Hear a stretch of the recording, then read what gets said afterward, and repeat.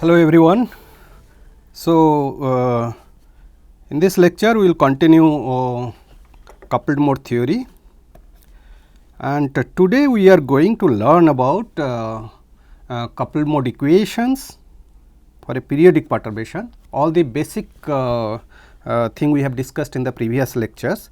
Now we will be developing a working model of coupled mode equations with a periodic perturbations, and then we will be discussing using that periodic perturbation in the waveguide.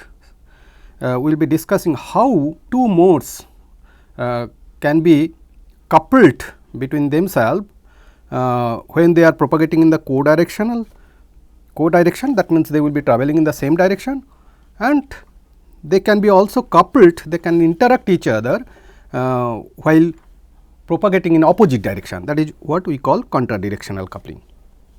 So, here also we will try to see how the model, how the coupled mode equations can be modified in these two cases.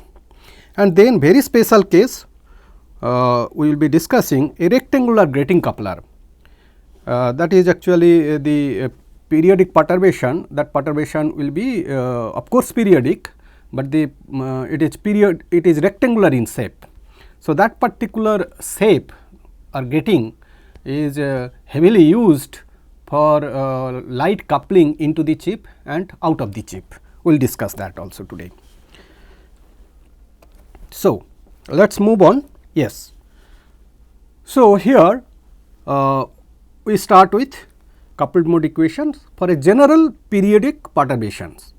Here we have shown here some perturbation we have shown, that perturbation when it is actually uniform waveguide, which is defined by dielectric constant mentioned at epsilon a x y, that means epsilon a x y. Earlier we have defined something like this, epsilon 0 and square a waveguide cross section refractive index profile square, and perturbation region we have defined from z equal to z naught, this is z axis here, and z naught to z equal to z naught plus L.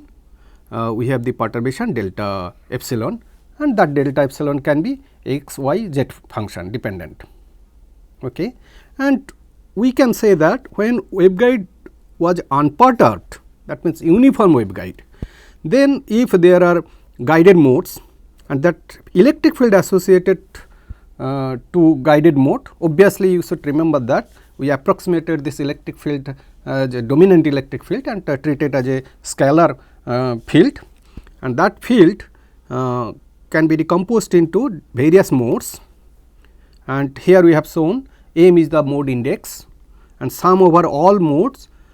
This is the field distribution for individual modes, mth mode, and propagation constant for the mth mode, and then amplitude of the mth mode, and of course this amplitude of the mth mode will remain constant as it propagates. If it is unperturbed, of course lossless waveguide. Now, when we consider this type of perturbation where delta epsilon is defined again epsilon 0 delta n square x y z, some kind of small perturbation, obviously we are considering very small perturbation, which eventually convert this equation. We can model like that actually, that electric field in the perturbed waveguide, we can assume that all the modes will travel with keeping its mode field distribution nearly same, that means EMXY same we have written. Their propagation constant, phase constant also same, only thing is that we assume that because of the perturbation as a function of z, amplitude will be varying, and we have discussed that this amplitude will be varying such that all the modes, this thing that you can consider that or maybe you can consider individual modes.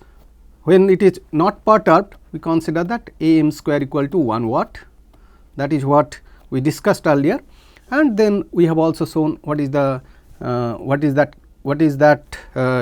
orthogonality condition, how it works for that, and if individual modes were 1 watt with when it was not perturbed, then if it is entering into the perturbed region, we will see because of the presence of this term, the energy or power they can exchange each other depending on various factors we will be discussing. We have to quantify how much it will be exchanged between two modes or how much one particular mode will be evolved because of this perturbation. That is what we need to quantify. Okay. If we of course know the type of perturbation, if we could define well the perturbation which could be actually fabricated as a device, then we can actually in a controlled way we can actually exchange power between modes among modes. And we have shown that this generic equation we have discussed, we have developed in the previous lecture, that kth mode how it will evolve because of the scattering or perturbation of all other modes nth mode, that is sum over this one. Beta k is the propagation constant for the kth mode, and this Ckn has been defined like this, which is nothing but that coupling strength between k and n, or you can say that the fraction of power or some parameter which represent the fraction of power exchanged from nth mode to kth mode.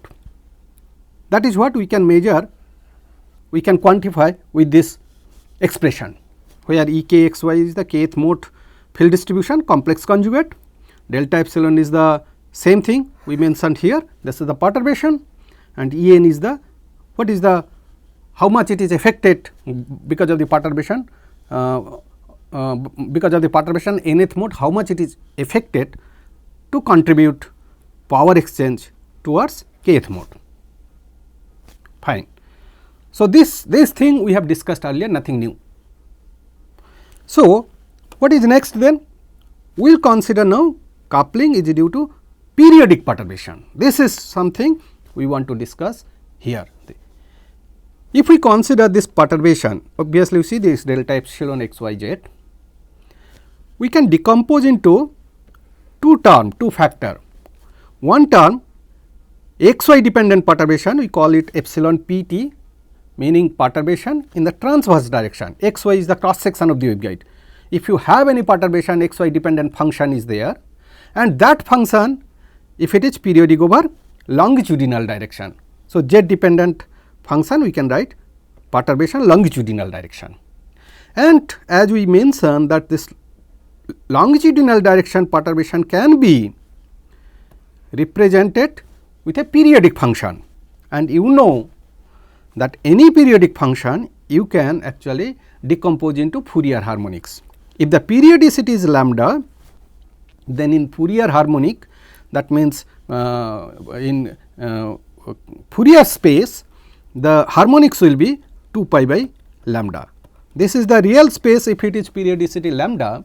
In Fourier space or k space, fondly it is called, the harmonics will be integer multiple of m is the integer, 2 pi over lambda, capital lambda is the period, and you see these are the Fourier coefficient beta bm, and this is the harmonics. So, superposition of all harmonics supposed to give the periodic perturbation along longitudinal direction, that is what we mentioned, where this m is nothing but 0, plus minus 1, plus minus 2, plus minus 3, all these integer values we need to consider. Fine. So, that is what we mentioned. So, this is the transverse perturbation, this term is the longitudinal perturbation, and obviously this term is representation of longitudinal periodic perturbation. If perturbation is periodic, any perturbation, any periodicity, for example, I can consider that perturbation is just sinusoidal perturbation here.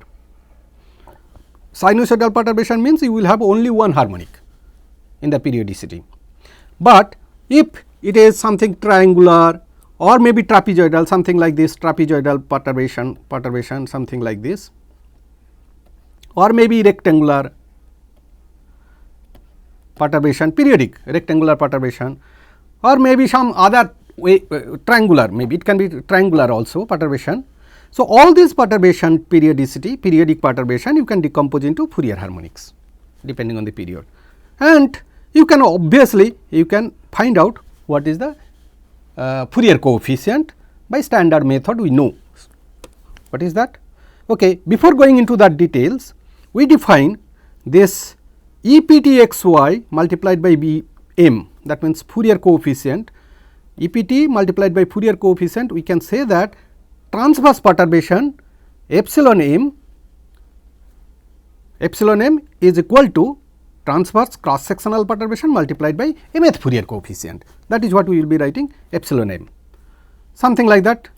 Just to decompose, just to dissociate longitudinal perturbation from this periodicity, we say that we just introduced one more term, perturbation term epsilon m, which is cross sectional term multiplied by Fourier coefficient, which is coming out of longitudinal direction. That will be helpful for developing our mathematical model, this expression. Let us see.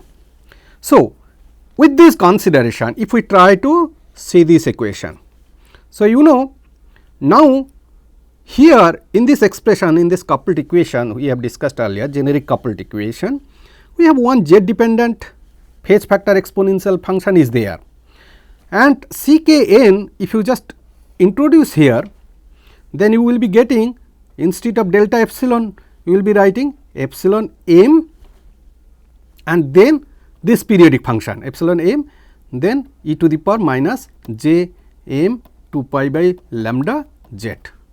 So, since already in this Ckn you are bringing one more z dependent phase factor, so what we could do, we can redefine this Ckn by dissociating the longitudinal term associated with the perturbation. That means, the z dependent part if we remove, then in the Ckn term it will be only Emxy, but that z dependent part where I should, that we cannot just completely forget. So, that thing where I will be including, I will be just adding here. Okay. If I add here, then my coupled equation will be looking like that, Ckn because of the mth perturbation. So, this term is added with the exponential, and Cknm can be expressed in this form. So, now you see this epsilon m we have defined earlier here, that is it is basically Fourier coefficient, okay, mth Fourier coefficient. So, Ckn we will be defining like that, the coupling strength or coupling coefficient between k and n because of the mth perturbation, sorry, mth harmonic in the perturbation, if it is periodic of course, that is what we are discussing so far. Now, consequence of, you see, this is, we call it as a longitudinal phase. So, when the kth mode dak by dz, we see that that is the evolution of the kth mode, and evolution of the kth mode, it depends on how this term is happening or evolving as a function of z. If you see, this is actually nothing but, if you just take a real part, it is the exponential term we consider because of the mathematical easiness, but ultimately you have to consider the real part, and maybe you can dissociate the phase, real part associated with the phase. Now, we can say that the exponential term, it is a sine cosine plus j sine of this phase factor. If this is not equal to 0, highly possible depending on the beta k, beta n value, that kth mode propagation constant, nth mode propagation constant, and grating vector, and also choice of m integer. So, depending on that, it is highly possible that for any lambda frequency, the kth mode and nth mode, and for a given m, that may not be equal to 0. So, in such situation, what happens? What happens? You see, I try to, from here I try to see, say, evolution of kth mode. I just define delta ak, that means I have to integrate right hand side. Instead of summing over all the modes, let us concentrate only the evolution of kth mode because of the nth mode. Then we will be taking only one mode, no summation I will be using, and I will be considering only one harmonic m. That is why this sum also I am not taking care. So, without considering just one term, one mode, nth mode, and one Fourier harmonics, because of the one Fourier harmonics, how much evolution of the kth mode if I try to see, it will be looking like this. That means delta A k equal to this term I am retaining here, and C k n m I am retaining here, that is what this value basically. And then you have to integrate, for example, if your perturbation is z equal to z naught to z equal to z naught plus L, I am just integrating. Now, you know this is something not equal to 0, exponential term. So, that means if I take a real part, in principle if you see, if you are integrating over z over length, sinusoidal function over length, the integration will be 0. So, what we conclude then? In case this phase factor, the phase factor because of the beta k beta n and whatever coming because of the grating periodicity, if that is not equal to 0 for nth mode, between nth mode and kth mode and because of the mth harmonic, then that particular k and n and m will not contribute coupling or will not contribute coupling between kth mode and nth mode. That will be giving 0. As it propagates, it will not exchange any power. K and n will remain immune to the perturbation if this condition is occurring. So, this is called longitudinal phase mismatch. If it is 0, we will be calling that as a longitudinal phase matching, because that only gives you this exponential term perfectly 1, and in that case you will be able to get some kind of evolution of the kth mode. Of course, this C k n must not be equal to 0, that should have some value. Then we can say that okay, kth mode will be evolving and this value is 0, that means it will be calling as a phase matching condition. So, in this way we can conclude that two essential requirements for coupling between two modes, okay, say kth mode and nth mode. What are those two? One thing is that this longitudinal phase must be equal to 0 or close to 0 at least. So, that at least something will be building up. If it is tends to 0, this periodicity, phase mismatch periodicity will be long enough, but you can get in the meantime some coupling. And another thing is that this coupling strength, this value which is coming here, that should not be 0, that should have some value.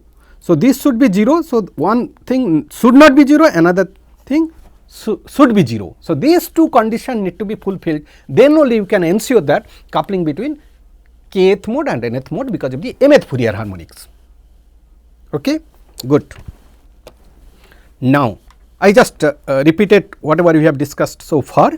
So, we have the periodic perturbation here and we have the evolution term of the kth mode and we have the coupling strength between kth mode and nth mode because of the transverse perturbation, and of course, because of the mth Fourier coefficient is included in epsilon m.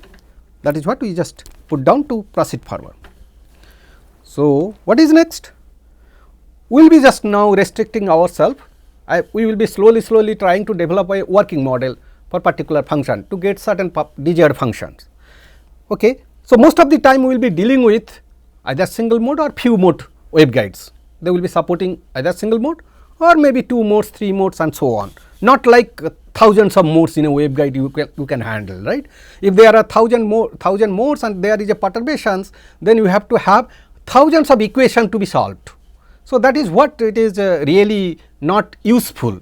So, if you want to use this perturbation in a integrated photonic circuits, your waveguide should be supporting only 1 or 2 modes, okay. And out of these 2 modes, it can happen that one mode is propagating in the forward direction, another mode is propagating in the backward direction. That means, single mode waveguide, forward direction, backward direction, those 2 modes are orthogonal also, we have shown earlier, and they can be coupled also. Or we can say that 2 modes propagating in the forward direction, and if perturbation is there, whether they can be coupled because of the perturbation, these 2 modes. So, we will consider 2 situations. We are considering kth mode, nth mode and mth harmonic of the Fourier coefficient, right.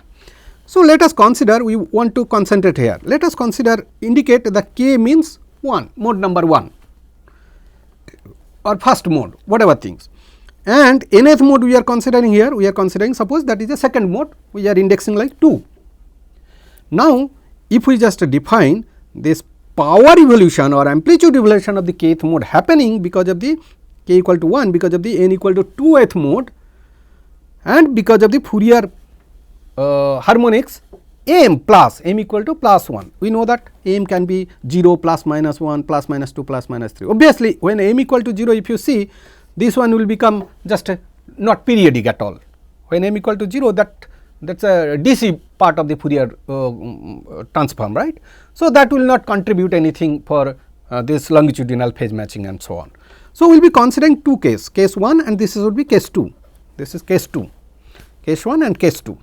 So, case 1 is coupling between two modes when we are indexing kth mode as 1, nth mode as 2, and that is happening because of m equal to plus 1. So, what we can write? You see, here we are putting k equal to 1, that means dA1 dz, this one coming. K will be 1, beta 1, k will be 1, beta 1, and this ckn means C1 to m, C1 to m plus 1, we are representing like this, that we are representing as a kappa. So, when we are restricting ourselves coupling between two modes, then instead of just considering C1 to plus 1, this type of complicated symbol, we will just simplify it as a kappa. So, I am writing ckn as a kappa and an equal to 2, and this one, this beta 1 minus beta 2, m equal to 1 plus 1, 2 pi by lambda, that we are just, if there is some delta beta is there not equal to 0, we are writing delta beta, and this is the first equation. Now, you think about reverse situation. I can put k equal to 2, n equal to 1, highly possible. Okay. So, that is what case 2, this is mistakenly typed here 1, that should be 2. So, k equal to 2 and n equal to 1, that means dA2 by dz, first term is dA2 by dz minus j beta 2 by beta 2. So, k will be 2 and ckn will be C21 minus 1, m equal to minus 1. So, we can show later that C12 plus will be just complex conjugate of C21 minus 1, that can be shown very quickly. That is actually we are writing kappa. So, if I just interchange, for example, if instead of this one it is written as Cnk, so that means this will be n star, En star, and this will be Ek. So, instead of Ek star, En star is there, Ek star, and this one if it is complex, it should be written as minus m, epsilon minus m xy, and we know the epsilon minus m xy, only thing Fourier coefficient coming bm means b minus m will be coming. So, we can show that this bm should be equal to b minus m star, that if that is happening, then obviously this is also is correct. So, in that case, when we will be writing this one C12 plus 1 is kappa, then C21 minus m should be kappa star, just complex conjugate. So, that is why this equation we could write like this. So, now you see first equation, it is a coupled equation between A1 and A2, but it is showing how A1 will be evolving because of the A2, and equation this one, it is showing how A2 will be evolving, that means mode 2 how it will be evolving because of A1. Good. Now, you see that is what we have written. If I just try to define C12 as a kappa, kappa can be written as omega by 4 is there, and epsilon m we are just returning epsilon m value. Epsilon m is the m equal to 1 obviously. So, epsilon 0 delta n square and b1. Since b1 is a Fourier coefficient, that is a constant that can come outside the integration, and here you will be writing E1 star xy delta n square, that means what is the perturbation modulation, periodic perturbation delta n square xy dependent lateral refractive index profile perturbation, and this is the second mode. And if you take a integration where both all E1 star, E1, E2 and delta n square non-zero, perturbation should be there, that particular region you have integrated, all three should be non-zero, then only that value will be there.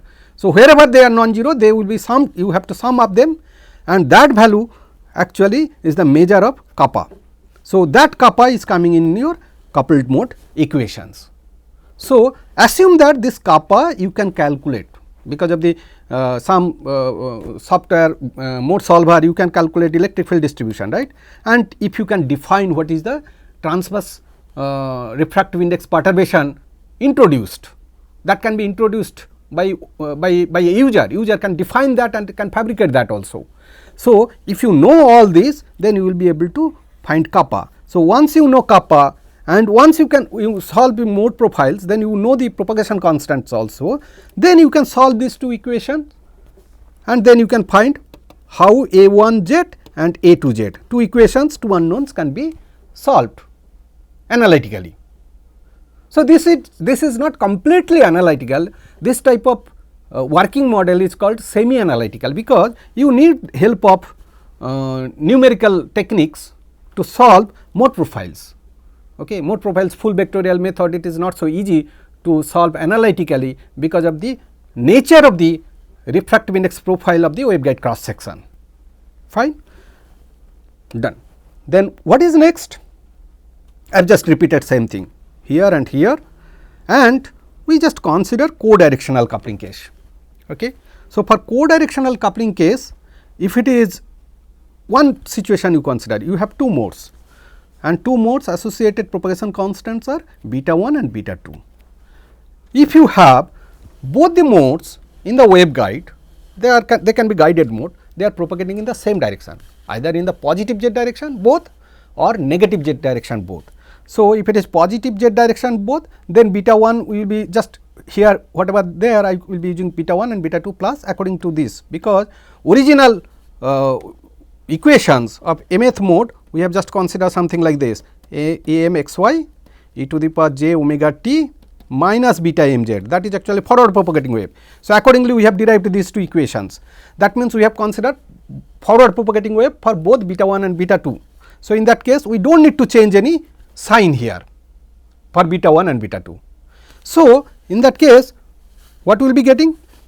We will be getting this one, same equation will be written here, beta 1 and beta 1, because sign already consider. So, they will be cancelled, and you will be getting minus j kappa star and here j kappa A2, this is delta beta z, this is delta beta z. So, your life is more simpler. So, you can solve these two equations. We will see how they can be solved in later lectures. Now, we will consider if these two modes, mode 1 and mode 2, if they are counter propagating, one is positive direction, another is negative direction. So, when I can consider beta 1 positive and beta 2 negative if it is negative direction, or beta 1 I can consider negative and beta 2 positive. So, in that case I can, if I consider beta 1 is negative, beta 2 positive, then I can say I have to add negative sign here, negative sign positive, but here no sign change will be there. So, in that case these two signs will be opposite. So, for contradirectional coupling case, these two equations will be the same, but only sign has to be changed when we will be removing this one and this one. So, that is what we have written. You see, one is plus, another is minus. So, co-directional coupling and contradirectional coupling, you can use same equations only by changing the sign. One of them you will be just changing the sign, then good enough. So, when we will be dealing with that type of device, when coupling is happening because of the perturbation, when two modes are propagating in opposite direction, then we have to start dealing this equation. We will see that later on, we will be following this. So, you have to remember these equations. For counter propagating, so you know counter propagating means opposite propagation. So, opposite sign will be there. If they are propagating in the same direction, there will be same sign, minus minus. So, that is just easy to remember, and kappa is the strength, and you know this is very easy to find. If delta beta is 0, then you can get dA1 dz equal to minus j kappa A2, standard coupled mode equations. Okay. And here you will be delta beta equal to 0 means this will be opposite, dA2 by dz equal to j kappa star A1. So, something like this. So, it is straightforward. We will show that how to deal with those type of equations later. Before that, we want to discuss important thing, the special case, as I mentioned, the last one. So, we have discussed the generic coupled equation, coupling between two modes because of the periodic perturbations, and then we want to discuss this rectangular grating coupler. What happens? I have just written down whatever discussed so far here, that is the perturbation, periodic perturbation, and Fourier coefficient Bm, and m can run from 0, plus minus 1, plus minus 2, plus minus 3. Obviously, we have only considered m equal to plus 1 and minus 1. You can always consider m equal to plus 2 and minus 2, but you have to check that is close to delta beta equal to 0 or not, if it is coming or not, that you have to check, because always you have to consider beta k minus beta n minus m 2 pi by lambda. So, whatever for a given beta k and beta n, you can use m for different value, so that this delta beta can be close to 0. Phase matching condition we have to match for different m. So, if it is phase matching condition between two modes is close to m equal to 0 or m equal to 1, so you can only consider m equal to 1, you do not need to consider all other harmonics. All other harmonics will be happening for different beta, meaning different frequency omega. Beta value change means different frequency. If that frequency or omega or lambda, it is beyond your operating window, you do not need to consider them. That is the practical situation. So, we have just considered this two thing and this thing, and we will be now considering this rectangular perturbations. This is the longitudinal direction perturbation, Fourier transform typical expression. We are writing that all the harmonics superposition that give you longitudinal direction perturbation, Z dependent perturbation. And this perturbation we are considering rectangular, that means this thing, this type of perturbation. So, this is your basically your lambda, and you can consider if this is lambda, out of lambda p factor lambda is considered as a duty cycle.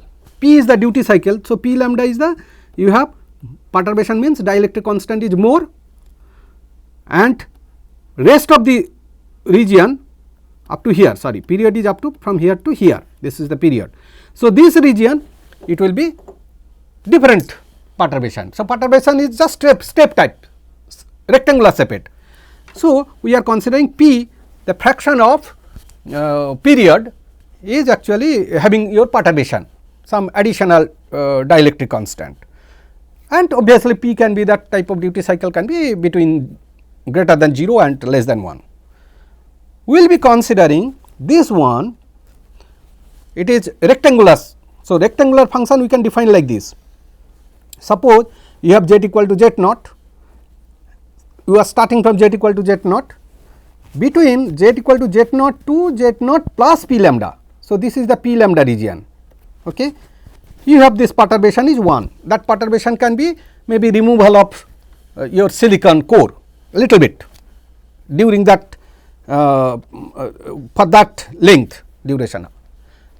If that is we are writing 1, that means perturbation is there, and rest of the part of this period, that means z equal to z naught plus p lambda to z naught plus lambda, that means this region to this region, okay, that is actually we are considering 0. So, this type of definition we are just introducing the duty cycle, it is not 50% duty cycle, for example. In general case you can engineer that duty cycle when you are fabricating your device, right. So, that is the case if it is. Then we can actually find Bm, that Fourier coefficient in this form.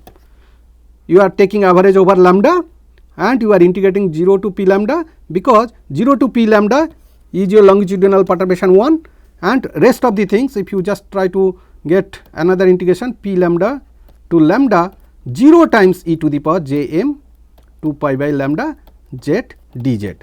So, 0 that means it will go, okay, 1 by lambda should be there also. So, we are just decomposing two part, where it is existing the perturbation and where it is not. Where it is not existing perturbation, that is obviously will come in 0. So, we have to integrate where the perturbation is there, that region, that length, and but you have to take average over the entire period.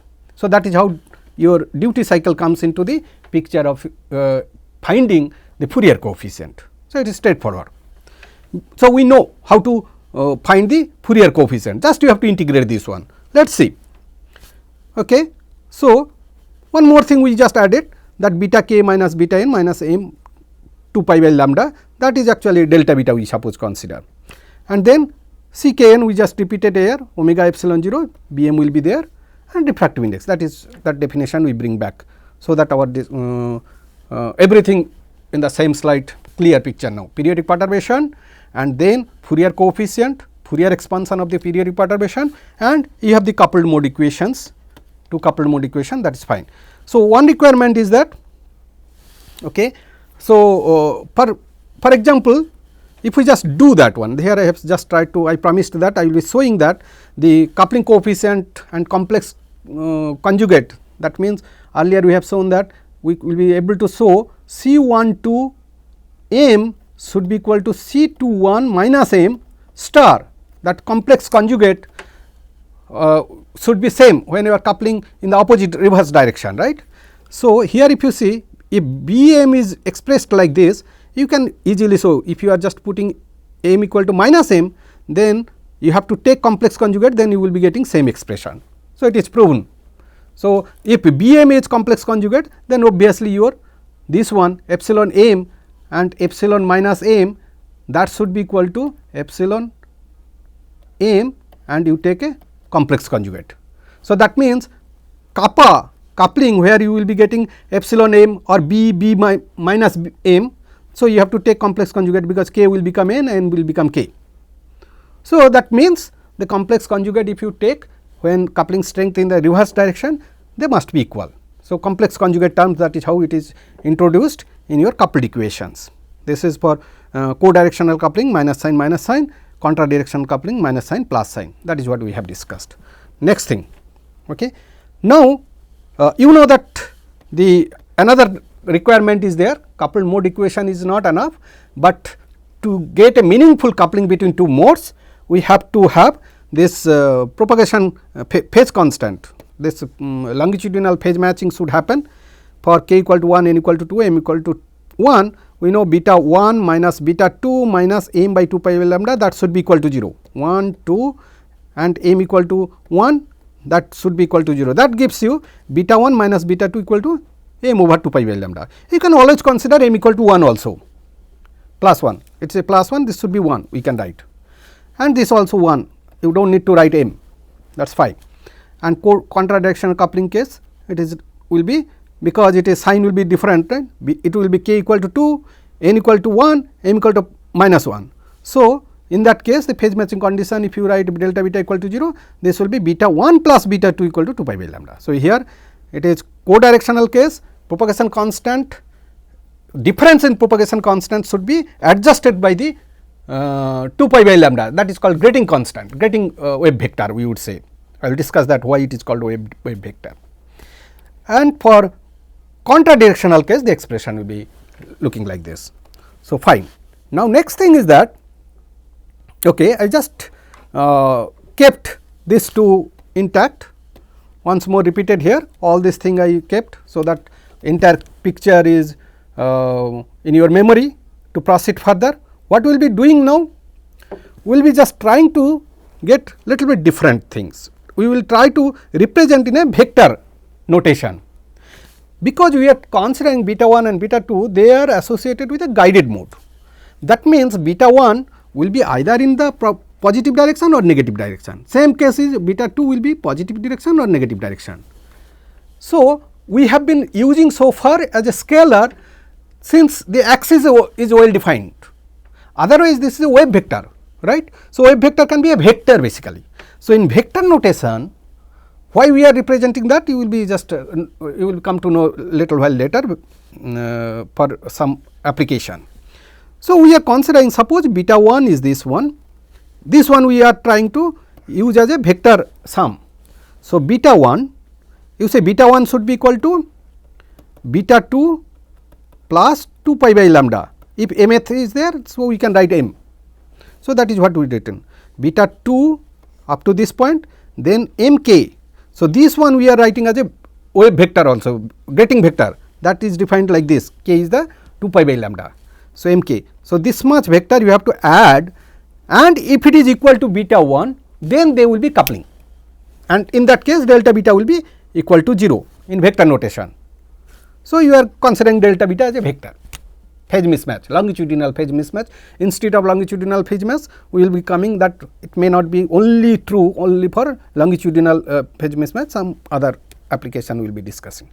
So, in case of this phase matching condition, we say that this is mk, right, this one is mk. So, mk equal to beta 1 plus beta 2, or we can write mk minus beta 2, mk minus beta 2, that will be equal to your beta 1. So, we can represent in a vector notation like this. Okay. So, now this is set, as long as you are considering coupling between guided modes, this vector notation is perfect. Now, we consider a special case, that is called vertical grating coupler. Vertical grating coupler means this type of grating we will be using, so that light, that grating will help us to couple light from the waveguide to the output region, outside region. I want to couple light out of the waveguide, if that is possible or not. You see, both beta 1 and beta 2 here in the same direction, that means in the waveguide direction. Can we make this beta 2, because if I am considering light coupling from mode 1 to mode 2, if this beta 2 has a vertical component, here longitudinal component, somehow it has a beta 2 is in this direction, this is beta 2, it will have longitudinal component as well as vertical component. If it can have some vertical component, then we can say that beta 2 will not be anymore along the waveguide direction, that will have some kind of angle, right. So, how that is possible? Let us take the help of this sketch. You see, this thing is shown as a beta 1, that is the guided mode we are considering along the waveguide, meaning beta 1 equal to, I can say 2 pi by lambda n 1 n effective 1, say for example, that is beta 1, that is propagating in this direction. And now, let us consider beta 2, which is not in the waveguide plane, waveguide axis. It is making an angle to the normal, say theta for example here. Okay. This is your beta 2. Now, to couple light from beta 1 to beta 2 mode, mode 1 to mode 2, having a propagation constant beta 2, what we can do, I will try to see the longitudinal component of the beta 2 should contribute to the phase matching condition. That means, I can say that beta 1 minus mk, beta 1 minus mk should be equal to beta 2, this is theta, that will be 90 minus theta, right, that should be equal to beta 2 sin theta, right. And beta 2, if it is in the air outside the waveguide, then beta 2 can be written as 2 pi by lambda n air, refractive index is outside, is not effective index, n air, sin theta. What is theta? Theta is the angle created with respect to the normal drawn from the waveguide surface, right. And now, we can write this equation as beta 1, we can write this one, right, 2 pi by lambda n effective 1, maybe guided mode, right, and minus m 2 pi by lambda equal to 2 pi by lambda n AR, typically that is 1 into sin theta, that is what, this is the expression. Then 2 pi by 2 pi cancel, 2 pi cancel, then I can get a relationship between lambda and lambda with theta. If I control the, if lambda is fixed operating wavelength, and if I control period, then I can define which direction the light will be outcoupled. So, that is what the expression I have just written down here, beta 1 this one, whatever I discussed, that beta 1 equal to 2 pi by lambda n effective, 2 pi by lambda I have written, okay, and then this one beta 2 sin theta I have taken this side, okay, and 2 pi by lambda that side, n beta 2 equal to 2 pi by lambda n AR and sin theta, okay, that should be 2 pi by lambda. So, this you just do 2 pi cancel, 2 pi cancel, right, and then I can get this period in terms of lambda by n effective minus n air sin theta. So, if theta is defined, certain angle you want, certain direction, it should be coupled, then you can define a period. Your periodic perturbation, rectangular perturbation, what type of period you need for a given wavelength to have a light outcoupling along theta direction. And that is actually very interesting thing. We have given this expression, and this is nicely presented here. You see, this is your beta 1 coming and beta 2 output. So, output you can, if it is a guided mode, if this grating is there, it will be coupled. Okay. So, fraction all will be coupling like this direction. Okay. So, what you do, if you put a fiber along this angle, this theta angle, if certain lambda is calculated, then you will be getting theta. If you bring a fiber, optical fiber, and then light can be coupled into the fiber then. So, you can take light into the fiber for distance remote communication. Otherwise, also you can just say that for free space communication nowadays people are using also for secure communication, quantum key distribution, etc. Free space satellite communication also people are doing. The people are planning that how signal processed on chip, light signal processed on chip want to send to satellite in free space. So, you can just direct that angle.